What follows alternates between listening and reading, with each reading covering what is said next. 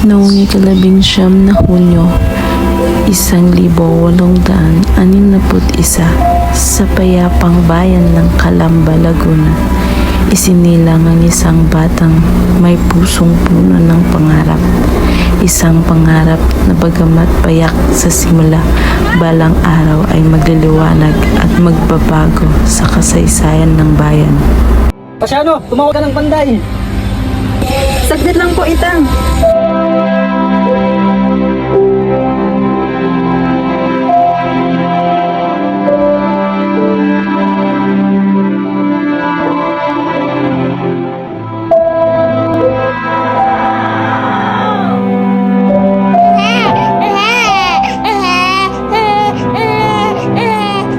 Binabati ko kayo, isang lalaki inyong anak.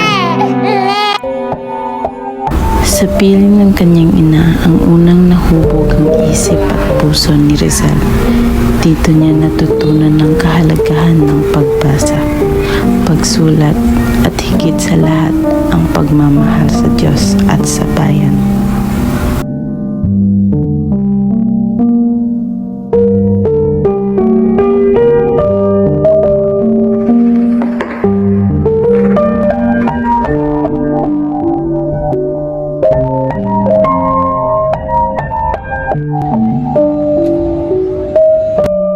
Jose, maghapon ka nang nagbabasa dyan. Hindi ka ba napapagod, anak? Hindi po, ina. Pag nagbabasa po ako, yung malawak po ang isip ko at natututo akong mangarap. Tandaan mo, anak, ang kaalaman ay isang yaman na hindi nananakaw ni Numan. Opo, ina.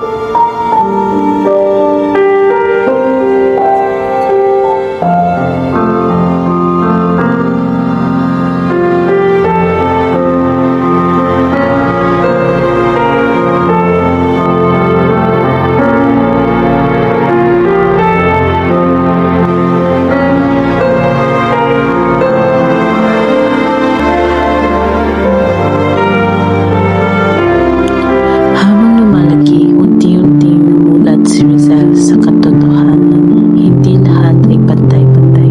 Sa mata ng bata, mali ang nakikita at alam niyang may dapat baguhin. Jose, bakit kapag tayo ang nagkakamali, agad tayong pinarurusak? Dahil Filipino tayo. Pero hindi ito tama. Hindi dapat hinusgahan ng tao ayon sa lahi.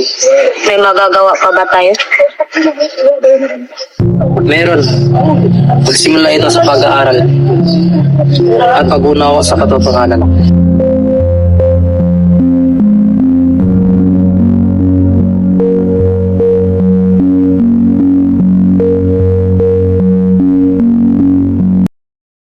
Jose, kaya mo bang iwan yung pamilya para sa iyong pangarap? Opo po, yes. Kung ito ang daan para matulungan ng bayan, hindi ako masakripisyo. At dito nagsimula ang mabuo ang diwa ng isang bayani, isang batang may tapang na matindigan laban sa mali at may pusong handang magsakripisyo para sa nakararami.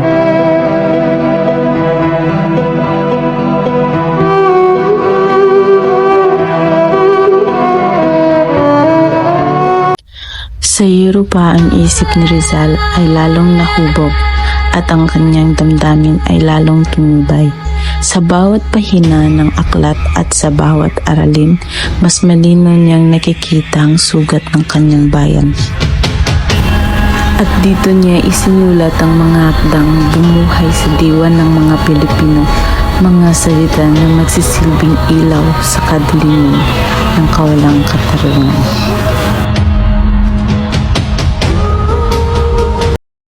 Habang ako nag-aaral dito, lalo kong nakikita ang sugat ng aking bayan. Jose, delikado ang iyong ginawa. Alam mo bang binabantayan ka ngayon ng pamahalaan? Kung ang pagsasabi ng katotohanan ay krimen, handa akong managot.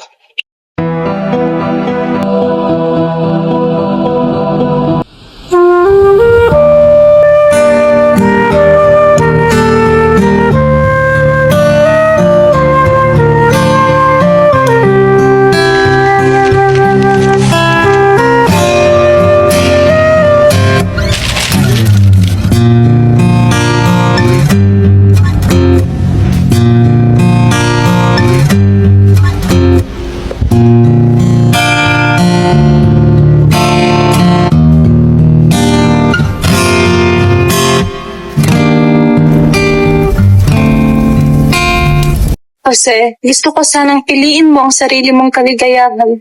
Leonor, mahal kita. Ngunit paano ako magiging masaya kung ang bayan ko'y naghihirap? Masakit man, naiintindihan ko, ipagpapatuloy ko, pagmamahal kahit sa alaala na lamang.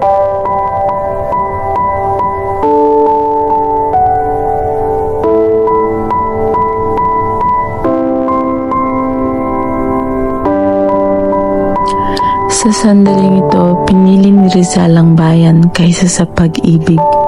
Isang sakripisyong tiniis ng pusong nagmamahal, sapagkat ang tunay na kabayanihan ay nakilala sa paglilingkod sa nakararami.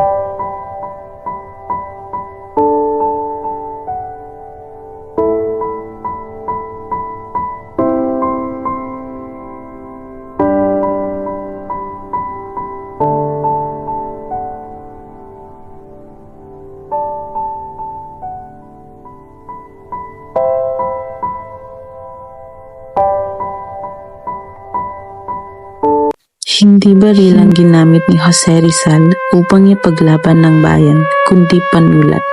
Sa bawat titik, ipinahayag niya ang sakit, hinaing at katotohanang matagal nang itinago. Marami akong pangarap para sa aking bansa.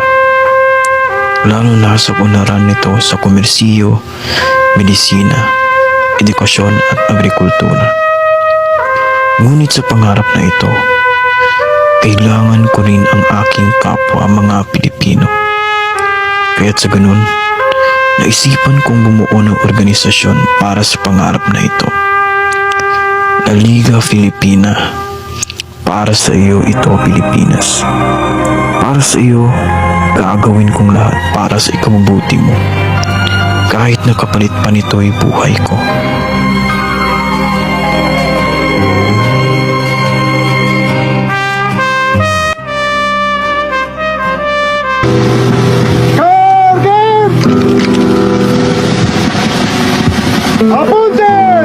Sumatumest!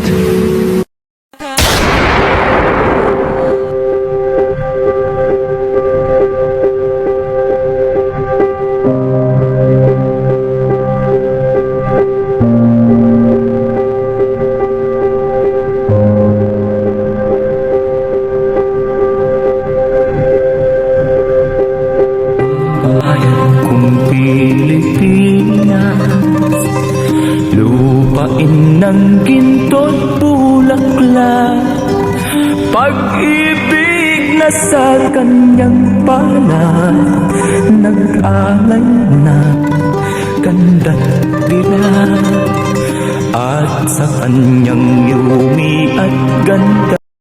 Pinatunayan ni Jose Rizal na kahit patahimikin ka, hindi mapapatahimik ang katotohanan.